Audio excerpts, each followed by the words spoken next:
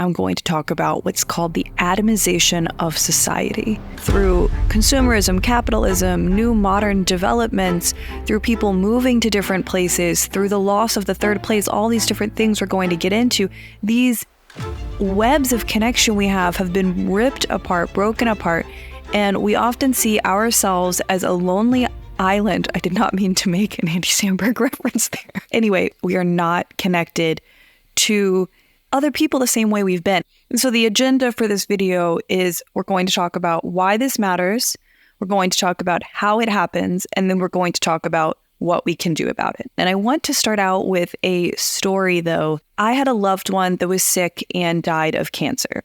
Now, I was younger at the time. I was going to church where I grew up. And when this happened, one of the pastors was also a physical therapist. He came over to the house. He helped set up a system in the shower so that this person could shower easier, like have a chair there. He donated. He helped understand, here's how you help this person up if they fall, using this kind of a belt. When my loved one was passing, the pastors came over to the house and talked with us, prayed with us. These kinds of support systems are not in place for so many millions of people. People have often moved away from their family of origin, which is amazing that someone could find an opportunity to work in an industry that would have never been possible 100 years ago. But in doing that, we're often losing aspects of tradition and culture and family ties. And it's this really complicated relationship I personally have with this, because I've moved to New York away from my family of origin. And there's so many things that I love about the city. But I've gone through phases where I felt completely disconnected, actually really, really down. I was never diagnosed with depression, but felt as though I met quite a bit of the criteria. And then over the course of several years, found ways to create community where I'm in a radically different place. And we'll get into some of those steps that I took tangibly at the end of this video. Now, we talked earlier about my experience with feeling isolated and how that was affecting my mental health, but we know that it affects anxiety, depression, even addiction, and not just mental health, but also physical health is affected by how connected we feel with other people. In regions where people live longer, they have a sense of purpose, but they also have a sense of community. And a lot of that, as they get into older ages, they're in their 90s, there's this sense of community they have where they're sharing laughter, they're sharing meals with other people versus isolated, siloed in their own homes by themselves. Another reason it matters is when it comes to creating any sort of change, we cannot do this alone. I'm going to link an article down below, but it was talking about even when it comes to something like putting solar panels on your house, which feels like very much an individual effort, something that you can do. But how did those come to be accessible in the first place? How are you getting tax breaks for implementing that more progressive energy? How are they getting installed? Like, so many things that we even want to do to make a positive impact require this interconnected web of other people. So here we're just going to do a long laundry list of all the different reasons we're less connected now.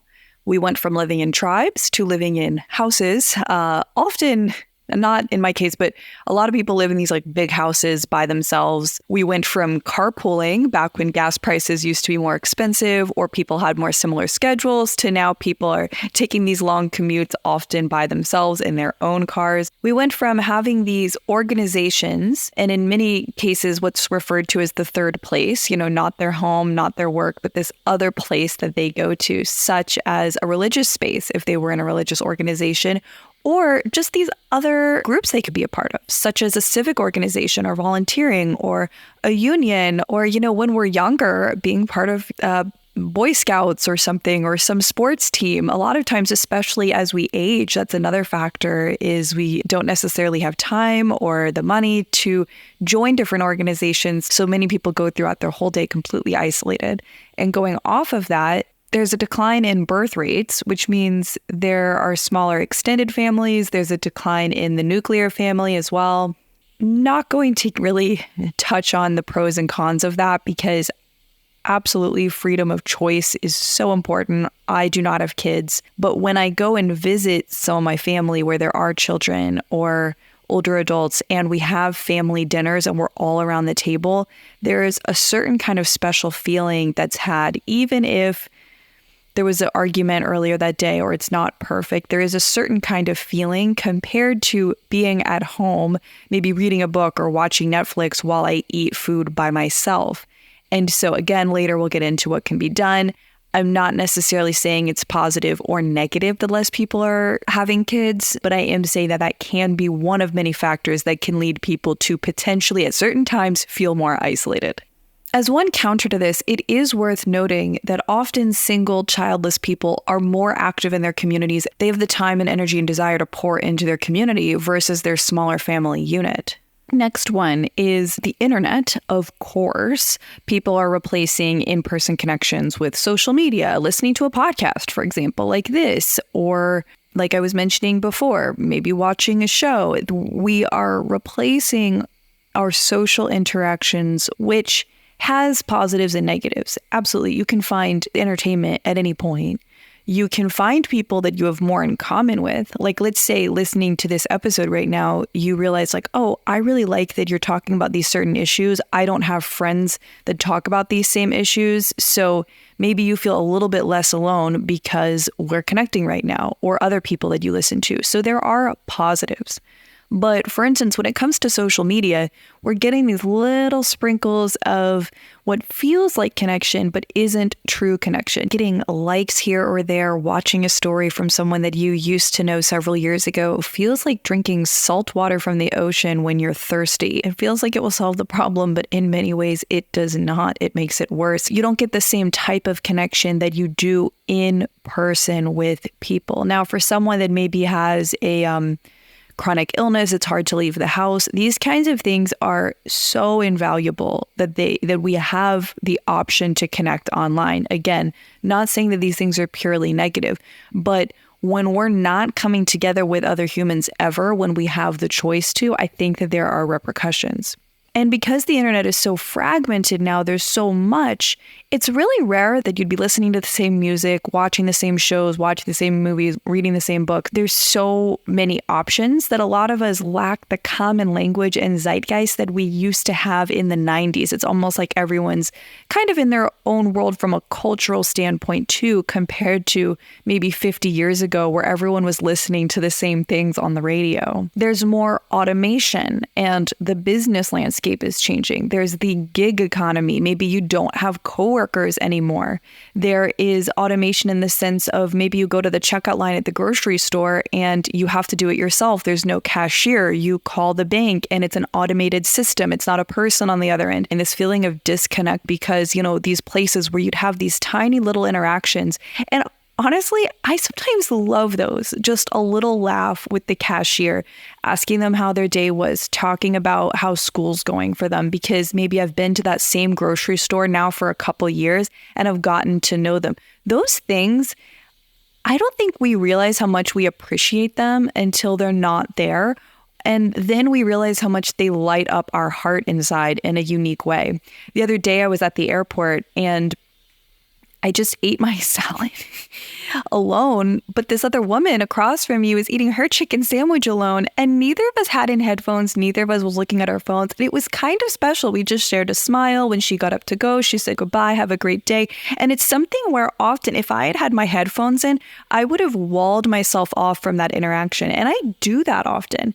That's another factor, is just how often, you might go to the gym and everybody on the elliptical is looking down. You're looking up, everyone's looking down at their phones. There's a wall up. You are disconnected, even if they're right there in front of you. And I think that it can often turn into this vicious cycle of maybe you are wanting to have these interactions with other people, not necessarily while they're on the elliptical, but you get my point. And no one's there. So then you retreat into the phone as well. It's the idea that maybe we turn to our devices for connection, but then the more of us that do that, there's less connection on the outside.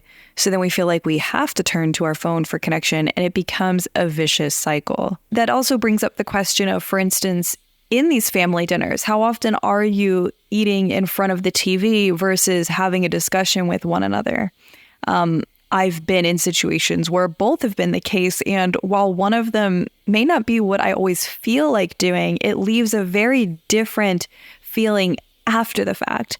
And that's actually what a lot of this has to do with. A lot of the solutions that we're going to get into later, and I put solutions in quotes. Of course, I'm not going to solve such a large system-wide issue in a video for you or anyone, but I hope to present some solutions that can immediately give you some action steps that can help. That's the goal here.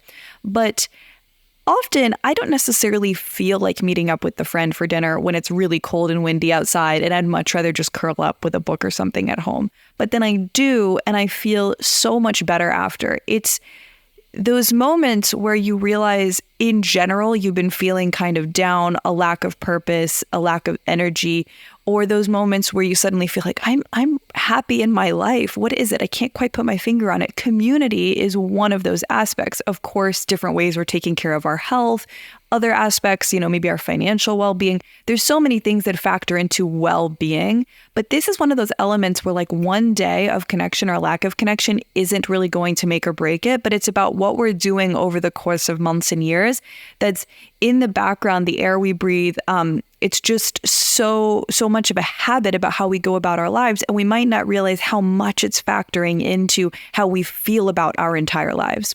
And it's not just entertainment when it comes to the internet. Many modern developments mean not needing to leave your home as much. Some people have even referenced air conditioning, which leads us to stay home more versus getting some air out on the stoop or going for a walk, which would lead to more conversation. We can order food or basically any purchase from home versus going to the store.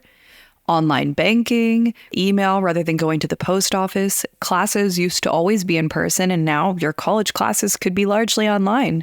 If you have the means and the desire, you could not leave your home for a very long time.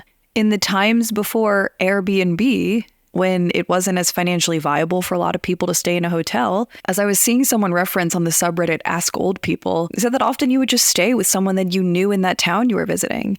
And they also brought up the point that many people would stop by for tea or coffee or a meal because it also wasn't as financially viable to go out to eat at a restaurant. And it wasn't always people you were super close to. It might be a distant relative that you were having over. Another point here was individualism and consumerism, capitalism, neoliberalism, all these ideas that prioritize the needs of the individual, the wants of the individual in our modern world.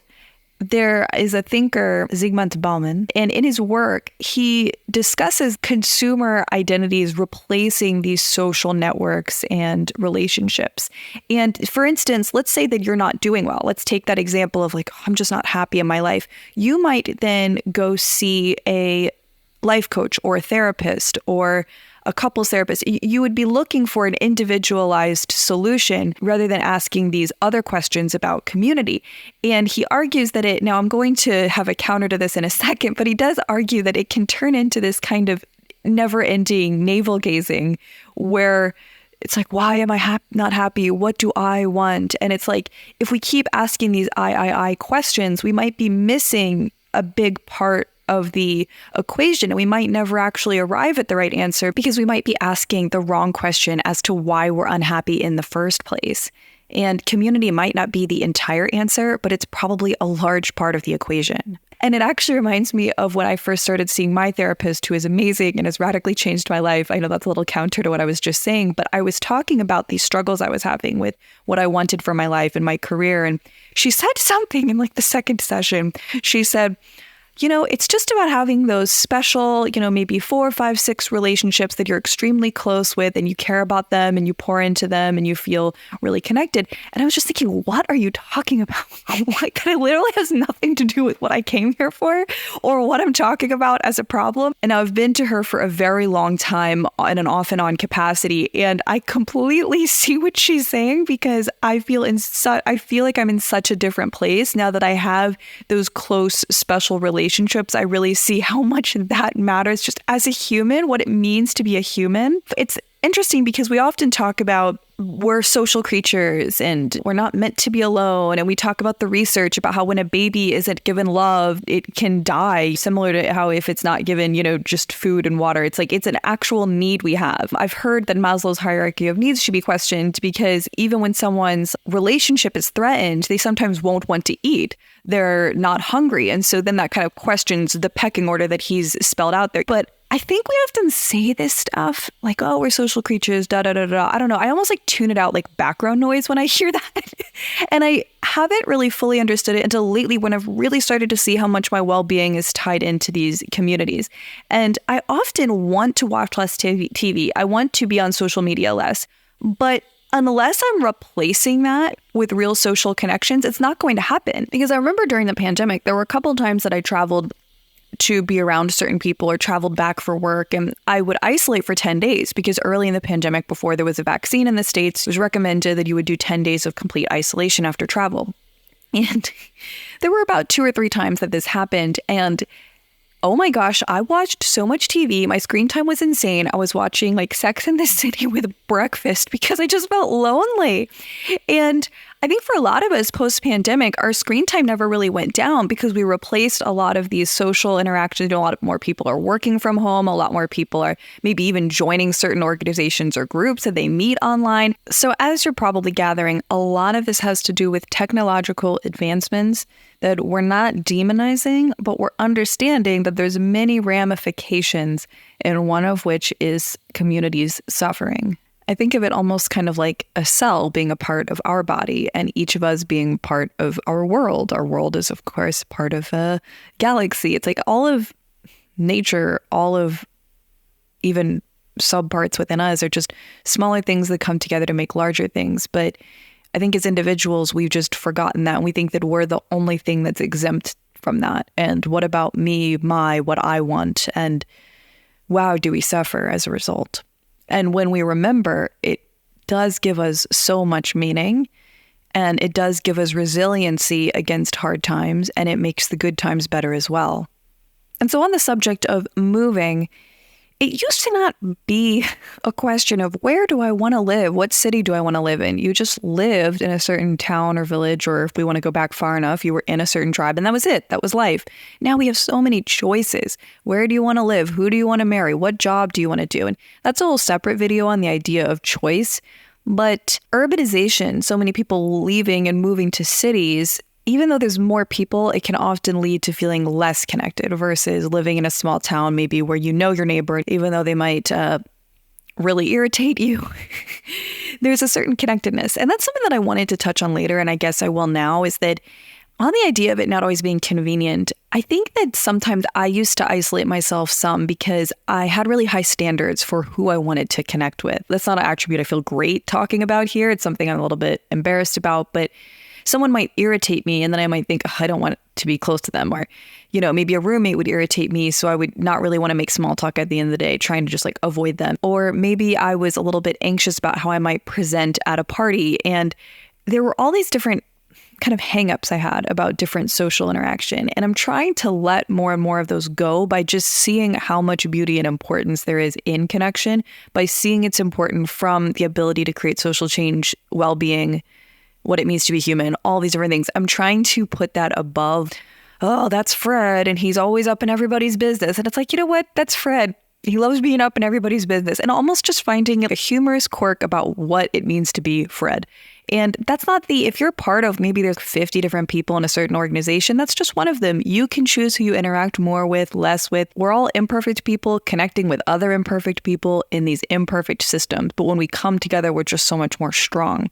Now, that brings us to another thing that is kind of a heavier factor in this, is some people believe that some of this is on purpose, this atomization of society that is a function of capitalism, also a function of authoritarian regimes. And it does get a little touchy, but it is true that people that are isolated become more fearful. They are less likely to come together in these different grassroots movements and organize change. We are strong when we are together. We are more brave when we are together. We are less siloed. If you're at home watching the news by yourself, blinds drawn, just in your little hole, maybe with your family or alone, you're less likely to reach out to other people. You're on your phone, you're doom scrolling. And this also becomes a cycle. Maybe you're fearful, you isolate, you see more and more online, makes you more fearful. I did see this from a thinker. I'll link that below to give them credit. It was just in like a YouTube short. But yeah, that's a factor as well, is that knowing that some of this could be on purpose. I think some of it isn't. I think that, for instance, like Mark Zuckerberg, I don't think that he just wants to make money. So like, for instance, some sort of catchy thing that pops up on Facebook or something, that like going higher in the algorithm is going to help him make more money because people are staying online. But then as people get more and more isolated in their own views, like, for instance, what I've read online might be different than what you've read online. So then when we come together in a certain place, we're going to have a difficult time maybe connecting, because you say something that triggers me, because it brings into question everything that I believe and think. I might start to think that you're misinformed or not telling me the truth, or that you've fallen down some conspiracy rabbit hole. So how can I even connect with you? And then these walls get even thicker. And this is very tragic to me, and we're going to get into later what we can do about that. But that is definitely a factor, the polarization of our society, which, I used to think was just happening in America, but I am hearing that it is happening in a lot of other countries as well. So the internet is partially doing that in general. I think I touched on this earlier, but I do see it as a bullet point that I could flesh out a little bit more, is, the idea of in school, you're around the same people all day. You're in classes together, maybe on sports teams, you get out of school at the same time, so you have a similar schedule, versus now, one of my best friends, we have basically opposite schedules. In the book 4,000 Weeks by Oliver Burkeman, he talks about how having free time doesn't really matter if it doesn't match the free time of when other people are free around you. And it talked about, for instance, I believe it was in the Soviet Union, people's schedules were all over the place. They were all different. So it's like, oh, great, I have this day off. It's like, well, does that matter if no one else has that day off as well? That does not lead to well-being and really enjoying having that time. Our time is often measured and best spent through the people that we're around. And where I was going with the school comment is, people comment all the time that when they leave school, they have a harder time connecting to other people. And I think in large part because our schedules are different. A couple caveats before we pivot to the action steps. One of my friends that I was discussing this with pointed out that it's important to not romanticize the past or small towns if you live in a big city. They said that often people feel very isolated in small towns, any of these people turning to addiction. And in regards to the past, people have always felt lonely. It's important to separate social isolation from loneliness. Social isolation, I think of as how often you are alone, a lack of connection, a lack of being around people. How often are you isolated? Whereas loneliness, it is more of a feeling that one gets from being alone. But people have always felt some loneliness. There just is more social isolation now. They did point out that a lot of times in the past, if you were not part of the clear, acceptable in-group, you would be ostracized. You'd be an outsider. You'd have even more feelings of loneliness than you would today, where it's easier to potentially connect with people that you have things in common with. And I'll link an article down below, but it's more likely that people are talking about loneliness more now. And also it's more accepted to talk about our feelings these days. So let's pivot into what we can do, because I think I never want this to get too dark here. No matter how dark it gets, I want there to be some light. So let's talk about some action steps that we can take. Now, not all of them will apply to you. And I want you to do your best to not, when I give a tip that doesn't apply to you, like, oh, I don't have money for that, I don't have time for that, or oh, I have kids, so I can't do that. Try to listen to all of them, because even if you can only apply one, maybe it will help. Like 1 out of 9 is still something. 2 out of 9 is still something. So let's go. One tip would be, how can you line up your schedules to match those around you when possible? Like, for instance, I am in some ways a freelancer. I kind of create my own schedule. And sometimes that can then lead to just being like, well, let me try and work whenever I have the energy to work or whenever I feel like working. And so then sometimes I might slack off in the middle of the day and then work a little bit extra on the weekends. Like last night I worked till 9 p.m. Not great, but it's what happened.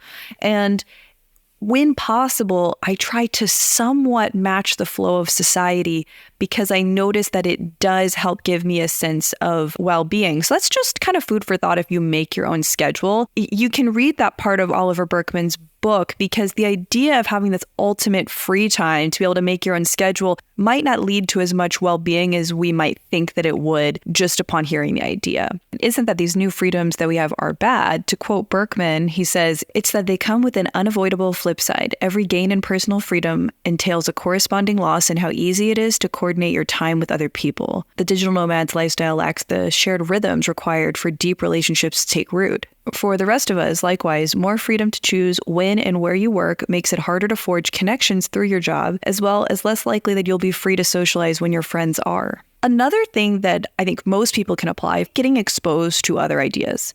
As soon as there was an election in the United States that was a bit jarring to a lot of people, I tried to do my best to understand where was that part of the country coming from? Where are those people coming from? What do they think? What information are they getting exposed to? And that might horrify some people, but I think that it's extremely important to try to bridge that gap so that when I meet someone that has those views, I can have a conversation with them instead of completely shutting them down and putting a wall up or making a judgment about them being some certain kind of a person that I can't even interact with, because those are the walls that will break us apart as society. Oh, getting a little emotional here, but I have a friend that was reading, a book about rural Arkansas, and it was about, living in extreme poverty there. And then now they're reading a book about technology and the environment, and they're always exposing themselves to different ideas outside of their bubble that they're in. And I think that this is extremely important, whether it's fiction, nonfiction, to try to just expand your world, because then when you do meet someone that's different from you, you might understand them a little bit better and be able to connect with them a little bit more easily than if you've been completely walled off from all people that are different than yourself. Next one is kind of going off of that, is just to keep talking to people. And there's an organization called Braver Angels that aims to connect people on the left and right. I recommend checking them out. I went to one of their workshops and really enjoyed it. So I will link that down below as well. If you want to be able to communicate with people that might be on the other side of the political spectrum from where you're at, that can be extremely helpful. Okay. Asking ourselves, how are you connecting? If you're having a dinner with your partner, are the phones out? Is the TV on? Even just having a couple nights a week where you're like, you know what, we're going to have a no devices meal with your loved ones. I think that can be huge. You might already do that. You might never do that. So again, one of 9 tips. So take what you can get from it. Now, the fourth one that I want to talk about is a mindset shift, which is prioritizing community in general, because most of the positive changes that I make, that I'm going to get into in a bit when I laundry list all the things that I did that helped, it just came from the idea of prioritizing community, making it a goal. A lot of our goals are very individualistic. How can I grow this business? How can I get this art into the world? How can I have my family happy, prosperous, and thriving? Even the community that they're having might just be about their, little family unit versus broader web connection community. So even just making it an intention for the year, even if you're just, 2025 is the year that I want to have community, I bet you just from having that one intention and trying to do it, you'll get invited to the party, you'll say yes, you'll go, you'll meet someone. You may have a good time, you may not. You'll see a flyer for some event at the library for something you're interested in. Maybe you're free that night and you go. You join an online writers group, and while yes, it's online, you might just love it. Like I do mine. We meet every other week. It's online. It's a few of us. It's amazing. It's really been one of the things that's changed my life. So I think just by having the intention, you're going to spot these opportunities for connection and do what you can. So over the course of months and years, you'll be in a different place. And that's something that I told a friend of mine who was feeling a lot of isolation and loneliness, is that it doesn't change quickly. You're not going to join one organization and it's going to be completely different. I think it takes lots of intentional effort. And in fact, I'll go ahead and just laundry list the things that I changed that helped me before I get into this more big picture list, because that might be more helpful for illustrating this point. So one step was I actually moved. I didn't have a living room at one place. And so even though I shared an apartment with a couple people, there was really no way for us to connect or watch a movie together or we didn't even really see each other in passing much. Whereas now I moved to an apartment where I do have roommates, but we have a living room. You can see it here. So for instance, over the holidays, we watch a cheesy Christmas movie together, and there's just little things that we do that make it feel more like a community. One person throws a party, the other people are invited, even if they have slightly different friends than us. And trying to do something like make an effort to go to that versus like, oh, I don't know those people, I'm not going to show up. Even just passing by for an hour and a half has introduced me to some really lovely people. The next thing I did was start a writers group, one that I mentioned before. It's only a few of us. It's not very big, but it is so supportive. We have a Slack where we talk about our different creative goals. We worked through the Artist's Way together. We have just really formed such a lovely bond, bonded with the idea of creativity. And that's something that does help, is when you join things, having a shared sense of purpose or interest can help versus just generic group of people, even though usually there is a reason for a group. So that'll usually kind of take care of itself. I also joined a theater cooperative, which has been amazing. I haven't usually had time to go, though, because usually they meet Monday nights and I work Monday nights. That's another thing, is you might say like, oh, I don't have time or money to join different things. Some of these things cost money, some don't. Some will conflict with work, some won't. Just do what you can. It all adds up. Going off the gig economy, I was working for myself, by myself, often at home alone, and I did what I could to work out of the house. Sometimes that meant part-time work when the pay corresponded, out with people, going to libraries to work, going to coffee shops occasionally. Trying to not be working by myself all the time really made a difference. I'm looking off to this list on the side, by the way, if you see me looking off here. I joined an organization that has relationships with local farmers, and there's a bunch of different versions of this, whether you're just going to your local farmers market and getting to know them, joining community-supported agriculture or a CSA, joining a food co-op or cooperative, or simply joining a community garden. Sometimes that exists in your neighborhood. Now, this is an example where urbanization that usually makes us feel disconnected can actually present more opportunities for connection. Being in New York, it can feel very isolating. You might not know your neighbors, but you can choose to get to know them, or you can bet that there's absolutely organizations for what you're interested in because there's so many people here. So there's some pros and cons to living in big cities, small towns. I think that no matter what, you can find a way to incorporate connection. Visiting family, friends, making the call, getting the dinner, kind of like I mentioned earlier, even when it's not convenient, when it's biting cold and you don't feel like leaving the apartment, you are going to feel better after. And making the effort to say yes. I'm invited to a friend of a friend's birthday party. I'm not always, if I'm completely depleted, I absolutely don't go. But occasionally saying yes and having that idea of I want more community has helped me understand, even if I'm not very outgoing there, even if I only stay for a little bit, that night I'm going to have a little bit more of a warm feeling compared to if I hold myself off. And it's often, I think I'm kind of underplaying it when I say it's often what I don't feel like doing. I have some social anxiety. I will often dread these events, and I can empathize with people that have even more extreme social anxiety where they just feel like they cannot go to these events. In some ways, practice helps because you go and there's exposure therapy and you realize like, okay, I survived. I said something awkward and it's okay. Not everyone hated me there still.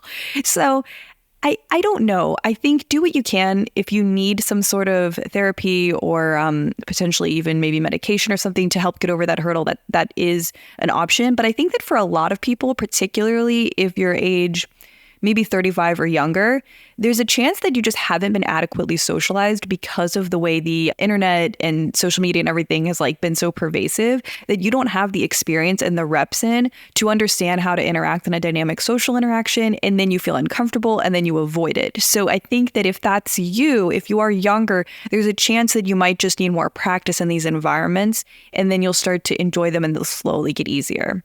Maybe something that you can also do is noticing how you feel after certain events. Maybe you didn't feel like going to that friend's bowling party with a bunch of people you don't know. How did you feel after? Now, you might be saying, oh, I just felt relieved to leave after because it was over. But no. Do you also feel that that kind of warm feeling that you get from being in community with other people. Just notice that. And how long does that stay with you? And how much do you need? I was talking to a good friend about this when I was feeling isolated, and they brought up the point that there was so much I wanted to join and do. And they just said, you know what, you might notice that just 1 or 2 events with other people in groups a week is all you need. And you might feel radically different about how connected you feel just from that. So you don't necessarily need to join a ton of things for this to change, because I think that there's kind of a carryover effect. Like even for the next few days after being at the volunteering event, there's that feeling of feeling connected that stays with you. Exercising in community can help. Often, some people might do something like join a running club or start playing pickleball or something. But for me, it didn't really line up with my schedule. I work multiple jobs and have been trying to grow this as well. And so I often just go to the gym, but I say hi to people there. I try to, instead of working out at home, being around other individuals helps. Slowly over time, you kind of get to know each other. You might make a little small talk with somebody waiting for the squat rack. It feels a little bit like a community there as well. Now, some of this also depends on finding the right people. Everything that I keep saying, some of you might have the objection of, but the people around me sting. I'm truly sorry if that's the case. That actually can legitimately be the case. Sometimes it might mean that an individual needs therapy if they feel like they can't connect with those around them. There might be some reason for that. But sometimes maybe you're in a community where people are not accepting. And so if you live in an area where connection is difficult, where you feel like you don't really have a lot in common with the people that are there, or if you try becoming a part of a group and you just don't fit in, it may take some trial and error, unfortunately. Where you live, it might be harder to find people that align with you. But I do hope and believe that it's possible through maybe putting yourself out there in different settings if you don't feel like you're aligning with the people that you're currently around. And I really do feel for you if you're struggling with that. Or sometimes you might move to a certain place and there might be a firm in-group and out-group, even if there is a lot of community there. Even in certain countries where community is really valued, sometimes they're not as welcoming to people coming in from the outside because they already have this really tight-knit community, and they're so tight-knit that they're not necessarily looking for new people to join this group, because it's like, hey, we already have that need met. A lot of the ability to make new friends depends on other people wanting and needing new friends too.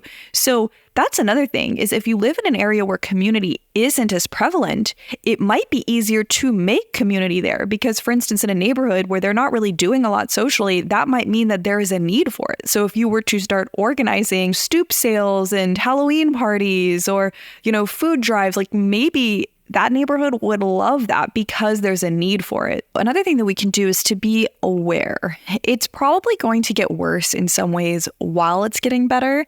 For instance, let's take the example of an AI girlfriend or boyfriend. These are more things that are keeping us tied to technology and away from other individuals. Now, some people will do this, some people won't. And I want to try to stay away from judging it as a lifestyle choice, and more just see these changes happening, kind of like the way that we're commuting alone, we're living alone. A lot of times now people are going to be dating alone, and just being aware, just seeing these things happen. And I think that every time these kinds of things happen, there is a swing back, there's a pushback. I've even been seeing more events where people want to meet other singles in person. They're trying to get away from dating apps. Remember, you're not alone in feeling lonely. That's kind of a strange thing, that sometimes people can feel alone and they even feel alone in those feelings. But that's not true. If you look on YouTube at the videos about isolation, loneliness, all of this, it's like we call it a loneliness epidemic because there are so many millions of people feeling lonely. Remember that. Take that in. There are other people that want the same things that you want, which is connection. It is baked into what it means to be a human. Other people want it too. So anytime that there is this disconnect from what it means to be a human and to connect, you can realize that there's going to be a swing back of the pendulum. I've even been seeing a lot of creators doing more in-person events, book readings, in-person podcast events, or even creators wanting to create larger events. I've seen, I don't really know where they're going with it, but for instance, I know Mark Manson has talked about that's where he wants to take a lot of his business. And so that'll be really cool, is when people take these different online communities that are kind of separate and come together in community. I'm excited to see where that goes. Implement what you can when you can. Talk to strangers, listen the best you can. Advocate for policies that support communities like public transportation and community events and libraries and third places that are well kept like public parks. Join and form groups for causes and interests that you care about. Go to lunch with your coworkers rather than working through it, maybe even just once a week. Or stop and talk to them on your way out once a week versus just rushing past them to get home as quick as possible. Start or join a book club. Bring the new neighbor some banana bread. Spend the afternoon with your grandparents hearing their stories or learning a recipe from them over the weekend. Watch the game out at a sports bar rather than home if you have the opportunity with your partner. Go to the free stand-up open mic night to support local comedians. And honestly, some of those can be some of the best acts, full of excitement, highs and lows. You'll remember them. Connect across different age groups. Go to the game night or dog adoption event and seek to mentor others and find a mentor in your field too. Go a little out of your way to introduce yourself to the new person in whatever space you're in. See if you can carpool occasionally with someone. Go to the local town hall and see if you're able to meet your online friends in person if you feel safe and able to. Celebrate the holidays with traditions if you want. Go to the exercise class. There are some very affordable ones in the park, sometimes even pay what you're able to. Go through the trial and error of meeting lots of people to find your tribe. Start where you're at. Notice how it feels when you spend too much time on social media and how you feel when you are with other humans. Can you take a moment to talk to that neighbor, the maybe retired neighbor who just wants to make a little bit of small talk about the weather? These things, we feel like we're rushing around. We're so busy rushing off to such important things when it's like, how long did you spend on Instagram today? Like, could you have, instead of spending like 30 minutes on Instagram, taken a moment with that retired neighbor to talk about the weather? The reason why I keep saying go back to how you feel is I did a 30-day no optional tech experiment and I felt so connected to nature, to other people, because I was hungry for these social interactions because I wasn't getting these like little stale cracker bites of like fake social interaction from the internet. Instead, I wanted to get these slurp up these interactions with people instead, and it was so much more fulfilling. Don't know why I used food for both of those analogies, but it felt accurate. So is there a third place you can go to? Every single thing that I said, oh, these are the reasons the community is eroding. How many of them can you reverse? Some of them we can't. We can't put the genie back in the bottle. We can't undo these technological advancements. Our world's moving forward. AI is happening. It's real. But what can we do to still connect with other people? So the last two things I want to talk about here. One goes back to the idea of different changes that we want to make requiring systemic social answers. And here's a quote from a YouTube channel about the movie Lucy and Wendy. Really tragic sounding. I haven't seen the movie, but the video is on the atomization of society. I watched it researching for this. And he says, we are left with an almost apocalyptic view of American social conditions through this microcosm of this small town where the elderly, disabled, and desperate are forced to scrounge cans in exchange for pocket change, picking through the debris of a failed state, whilst even the good-hearted cannot imagine even the most practical of changes.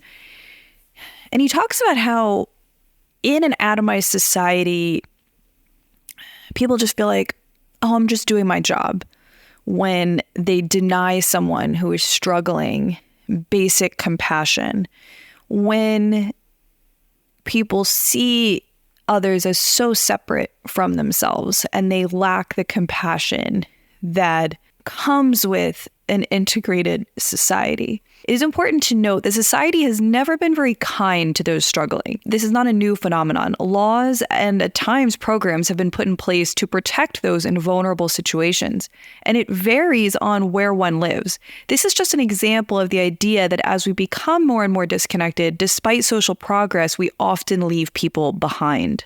It's probably a whole separate video, but it is really tragic how so many people are left behind when we view others as so separate. And sometimes those others that are left behind can be us. American exceptionalism, I think, is so tied to this of like, how can I be great? How can I stand out? How can I get what I want? Versus this idea of we're all so much the same. We all struggle. We all excel in some ways. We all feel these same emotions. We all like want the same things. And in the idea of the individual, so many get left behind. There's a lot more that I could say on that. So I'm going to pause that for now, but maybe asking, instead of how can I stand out? How am I special? Instead, asking, what is the unique part I can play in this larger collective? This question gets left out of the conversation in individualistic cultures. The last thing I'll say then is, I could imagine someone that maybe has a very physically demanding job. Maybe they're a warehouse worker. And they might say, I don't have time to join your little clubs, ma'am. I don't have time or the money. So they're exhausted after a long day at work, and they come home and they just want to watch a show and go to bed, and then they have to do it again. They're trying to support their family. I don't want to oversimplify this problem and say, just join an organization and that's it. It's not that. It's complicated. You heard me list a lot of different things. A lot of it may not apply to you. Especially, if you have kids, you might be isolated for a couple of years because those kids aren't old enough to really connect with you in a way where you can have certain conversations, but you might not have time to see other people. I do feel you in a lot of ways. My job, I work as a personal trainer for how I make my income. And often I'm really exhausted at the end of the day. And the weekend comes and I don't really want to do anything. I just kind of want to lay on the couch because I'm physically and mentally and emotionally and socially drained. So I've done my best trying to do what I can. I think even the little things, like I mentioned earlier, they do make a difference. And particularly if some of these reasons don't apply to you, it does raise the question, okay, what can we be doing? How can I make the effort? I think for me, myself, where I've kind of had to question and push back against myself is looking at, okay, it's so much more convenient and easy to just watch a show or read a book. But I know that I'm going to feel better in the long term about my trajectory of my life, my well-being, all of that, if I do turn to social groups when I can. So it's kind of this push and pull. And I just try to remind myself, how many hours a week am I pouring into screen time and how many hours a week am I pouring into people and community? And just kind of keeping a loose tab on that without guilt, without shame, just kind of noticing where am I putting my time and my energy, and then noticing how I feel as a result. And I'd love to hear if that works for you as well, because I think, again, it won't apply to everyone, but I hope it applies to some people. Or if you are in the boat of that example, those examples that I said it might be harder, what's worked for you? A lot of parents, they actually get more community when they have kids because then they join these parent groups or they meet other people with kids in their neighborhood. They might form kind of a web of, we're going to kind of raise our kids together. You're doing something else. I'll watch your kids. You can watch mine. And I've lastly, one positive thing to end it on is I've heard of these really neat communities of people kind of almost forming tribes like we used to have. I watched a video a while ago. If I can find it, I'll link it down below. I don't remember what country it was in, but it was this group of maybe 30 different families or houses, and they all kind of shared some land. They had a large place where they would all eat. And I think maybe once a month, you'd be responsible for making dinner. And it was very much community style. And it was these people sharing a life together, sharing space, sharing meals. And it was so beautiful. It was just alternative ways of living. And a lot of people are coming up with these. Despite the disconnection that we've been feeling, I feel optimistic. I feel optimistic that if we're creative and we come together, we can find a lot of solutions to this. And so I'd love to hear from you, because we know that one person alone can't solve an issue about a connected issue. I would love to hear from you. What ideas do you have? What's worked for you? What has led to this problem, but also what do you think could help solve this problem? And I'd like to continue reading on this, researching, talking about it. Maybe I'll include some of the comments or messages that I get in those future episodes on it. You can find the podcast, my newsletter, all of that down below. A good follow-up to this episode could be my video on changing your relationship with technology. I will link that below as well and have it on the end screen. See you next time.